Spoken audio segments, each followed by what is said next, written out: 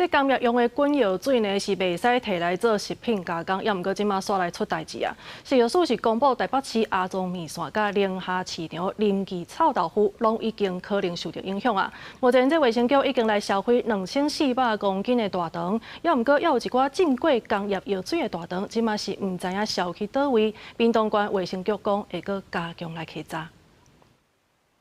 大封条这一包一包拢是台北市卫生局伫初四查封的猪肠啊。到初五为止，包括阿中面线和林记麻辣臭豆腐，总共回收145公斤。针对食药署公布，宁夏市场姓陈的店头有买到1330公斤有问题的猪肠啊。宁夏夜市观光协会表示，因夜市啊用到猪肠的店头无够10间，而且拢是对昆南市场买，会配合调查。那至于是不是跟百货公司进货哈，我们会要求他们哈内部提出证明。食药署公布，到初五为止，伫屏东作业场总共封存11664公斤，比价的大肠已经销对台北市、屏东县高雄市去，白小肠卖去桃园，总共2159公斤。桃园这边目前无出货，已经全部炸落来。高雄进货126公斤，自行销毁90公斤，但是屏东180公斤已经全部卖出去啊。本局昨日立即针对市场、餐厅及通路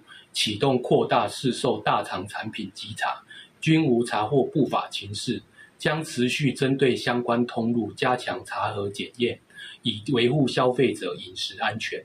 追查流向发现，屏东河城市啊一个姓区的店头家，对8月至9月期间，向百威公司买过4摆，总共大约180公斤的猪肠啊。毋过这的大肠已经卖互散户，可能留对一寡卤味摊，也是卖互消费者。屏东县卫生局表示，这2件代志发生了后，因有持续派人到传统市场追查，维护民众食的安全。记者柯明哲，屏东报道。